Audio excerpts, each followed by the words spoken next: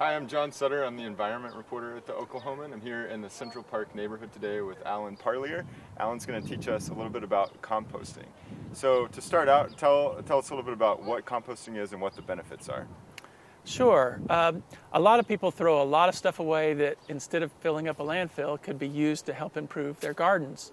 And things like newspaper, cardboard, and all the kitchen waste that we have left over when we chop up tomatoes or lettuce or whatever, the peelings, the carrot peelings, all the things that are left over when we prepare a meal, except for you don't want to use meat or grease, that kind of stuff, but or dairy products, but any vegetables, any of that kind of stuff can go right back into a compost pile that then helps improve the soil for your garden. And what are some of the methods? How do you take those products and turn them into usable soil for your garden? There's several different ways to compost. There's the hot compost pile, which is what we'll focus on today. There's also a longer-term method where you pile up the leaves and the grass clippings and straw or branches and twigs and let them decay at their own pace, which can take sometimes a year. Then there's also vermicomposting, which is using red wiggler worms to process the waste much quicker, but then that means getting a start of worms or buying worms to begin with. We'll start with a piece of ground right here, and I had an old piece of cardboard that's wet, and I'm just going to lay that right here as kind of a base.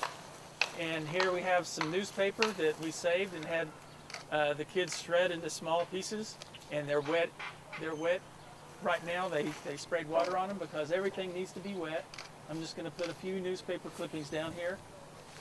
And this is all considered brown stuff, which is carbon rich. It's the brown stuff, and added to it, we're going to add what they call the green stuff. And the green stuff on this time is some tortillas that we had in the kitchen that started molding. So mold is a great thing to add to a compost pile because that's feeding it with all the microbial activity and the bacteria. So I'm just going to put some of this down. In addition, I've got some old lettuce that started wilting,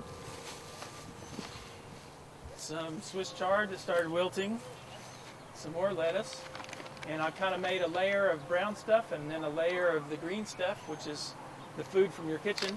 And so on top of it, I'm going to add some more brown stuff, which is newspaper. And then I've also saved bags of leaves, so I'm going to put some leaves on here too. You can see here the brown matter is the leaves, and inside you can see we've got some carrot peelings that are left over from the juicer, and that's considered green. That's full of nitrogen, so that's the green stuff.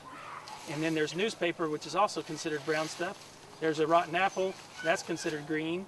So a mixture of green and brown with moisture puts a compost pile together. If it starts to smell, it's because there's too much nitrogen and it needs more carbon. They say you need about 10 times the brown stuff of the green stuff, and that's the mistake most people make, is when they add their kitchen waste, it's too rich and it'll stink and it will putrefy instead of processing as a compost pile. So remember, about 10 times the brown stuff as the green stuff that you're putting in your compost pile, and that means lots of leaves, lots of grass clippings, or straw, or shredded newspaper or shredded cardboard. And that keeps all that stuff out of the landfill and saves our environment by improving the soil.